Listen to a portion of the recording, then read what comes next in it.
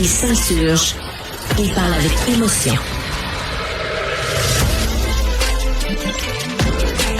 Francis Gosselin. Alexandre Morin-Villouellette, il nous reste quelques minutes à peine pour clore cette émission. Je voulais tout d'abord vous parler de quelque chose qui va être à suivre ce soir. Vous vous rappelez que Donald Trump a annoncé qu'il allait faire une espèce d'annonce à la nation.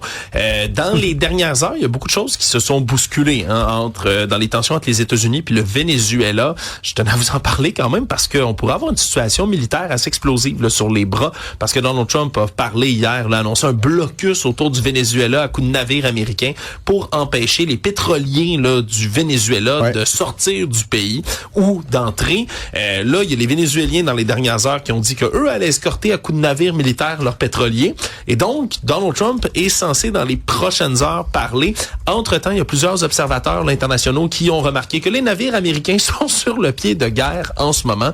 Est-ce que ça pourrait mener à une escalade militaire? Tout semble l'indiquer. Sincèrement, c'est une situation assez explosive qu'on va suivre bien évidemment tout au long de la journée demain.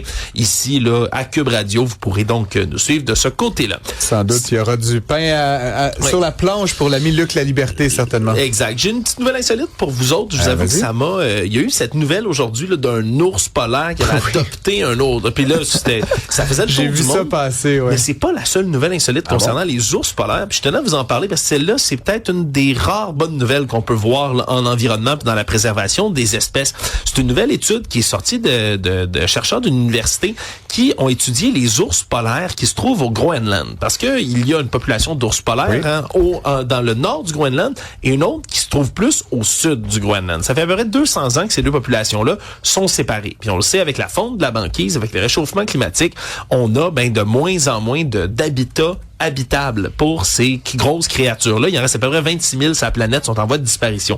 Et les scientifiques se sont rendus compte, grâce à des échantillons d'ADN qui sont prélevés sur les ours du sud et sur les ours du nord, que ceux du sud, où il fait plus chaud, où il y a moins de glace, où il y a moins de banquise, leur code génétique est en train de changer.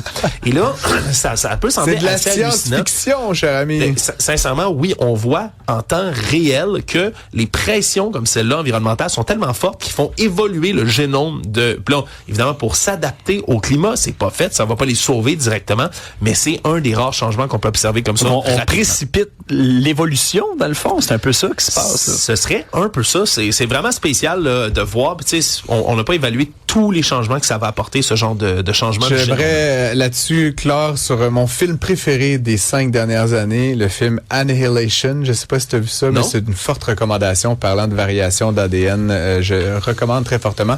Sinon, évidemment, c'est tout pour nous aujourd'hui. Olivier Guillet, merci beaucoup. Alexandre Morin-Villouellette, évidemment, toujours. Monsieur Trouleau, Maxime de son nom, Jean-Philippe et Sébastien, merci d'avoir été avec nous et à demain. À demain tout le monde.